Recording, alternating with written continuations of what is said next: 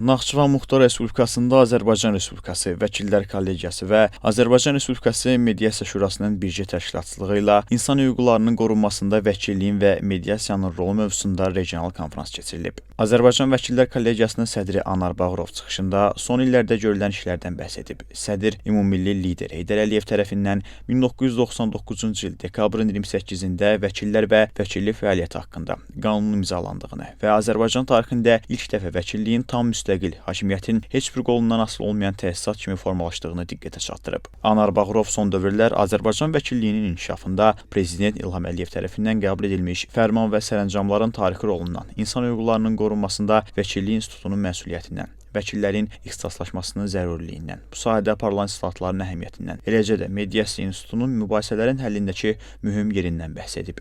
Azərbaycan Respublikası Mediasiya Şurasının İdarə Heyətinin sədri Nadir Adilov son illər şurada görülən işlərə toxunub. Sədri bildirib ki, mediasiya xidmətlərindən istifadə zamanı Vəkillər Kollegiyası üzvlərinin tərəflərə barışıq sazişlərinin müddəaları və məzmunu üzrə keyfiyyəti hüquqi yardım göstərilməsi olduqca mütərəqqi addımdır.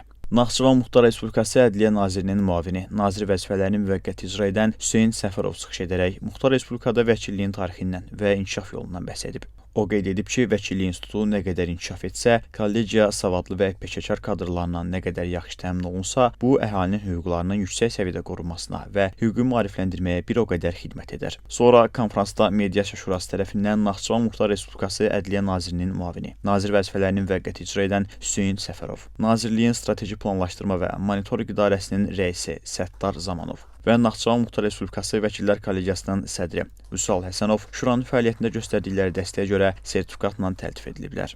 Naxçıvan Muxtar Respublikası Vəkillər Kollegiyasının son 3 il ərzində həyata keçirdiyi fəaliyyətləri əks etdirən video hesabat nümayiş olunub. Digər çıxış edənlər vəkilliyin əsas missiyasının insan hüquqlarının müdafiəsi olduğunu və ədalət mühakiməsində mühüm rol oynadığını bildiriblər. Daha sonra müzakirələr aparılıb, iştirakçıları maraqlandıran suallar cavablandırılıb.